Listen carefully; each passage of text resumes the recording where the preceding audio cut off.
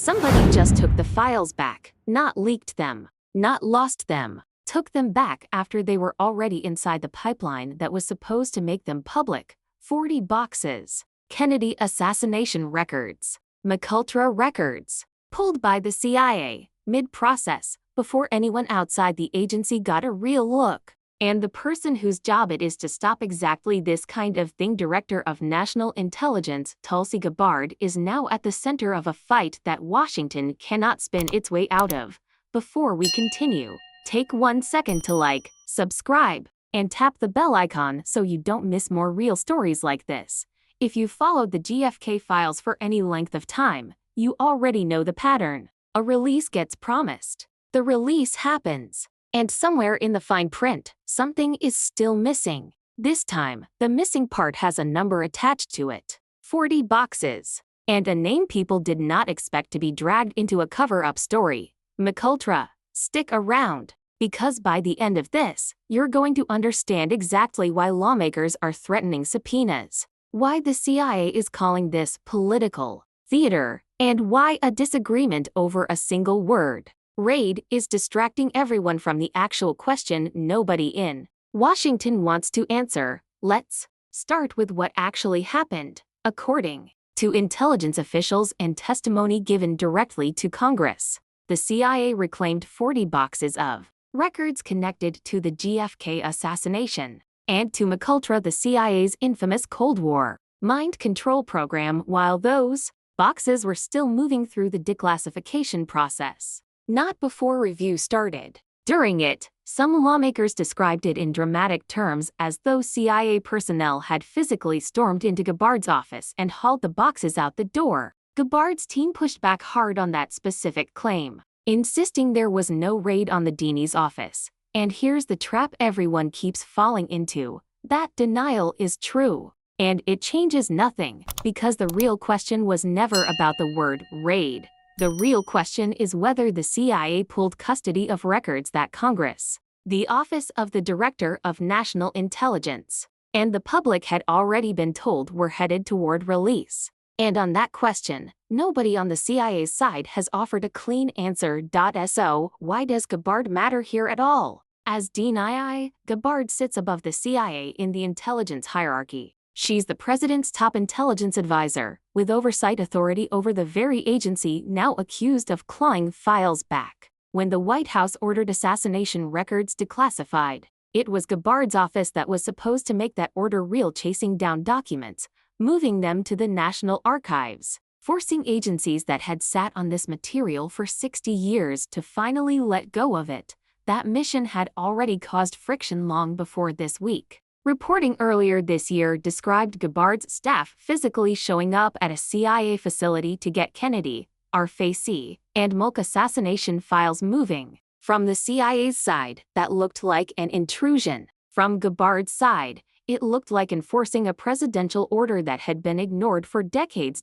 So, when word got out that boxes were pulled back mid-review, almost nobody in Congress treated it as a filing mix-up. They treated it as round 2 of the same fight, one office trying to drag the files into daylight, another office quietly closing the door again. Now, here's where it gets darker. MKUltra isn't internet folklore. It was real. A CIA program that ran experiments involving drugs, psychological manipulation, and unwitting human subjects, all in the name of understanding and controlling behavior. When it was finally exposed in the 1970s, investigators discovered something almost worse than the program itself. Most of the records had already been destroyed.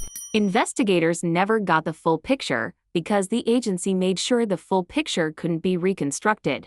That single detail has shaped every conversation about the CIA's credibility ever since. Once an agency admits to running a secret program on unwitting Americans, and then admits the paper trail was deliberately erased, trust us stops being a viable answer. So, when people hear that some of these 40 boxes may include MKUltra material, they're not reaching for a conspiracy theory. They're reaching for history. The documented, admitted, already troubling history of a program the CIA itself confirmed once existed. The question isn't whether something sinister happened decades ago. That part isn't in dispute. The question is what's still sitting in a box somewhere, and why it needed to be pulled back right as people were finally about to see it. Congress is not letting this one go quietly. Representative Anna Paulina Luna has threatened subpoenas if the CIA doesn't return the boxes or explain in detail what happened to them. Representative Eric Burleson joined the pressure campaign.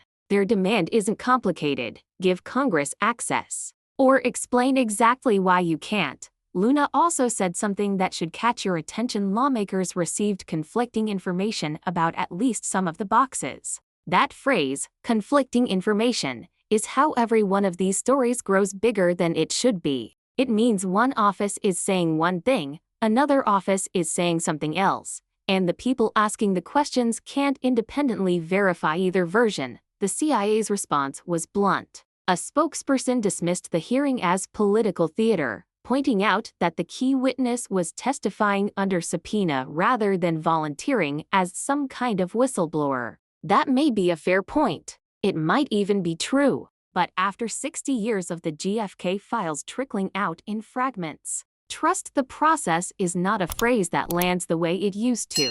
And here's the part that makes this whole story so strange. Earlier this year, under a presidential order, the National Archives released more than 80,000 pages of JFK assassination records, one of the largest single document releases in American history. Researchers went through it. They found new details about surveillance operations, intelligence tradecraft, and Lee Harvey Oswald's movements in the weeks before the assassination.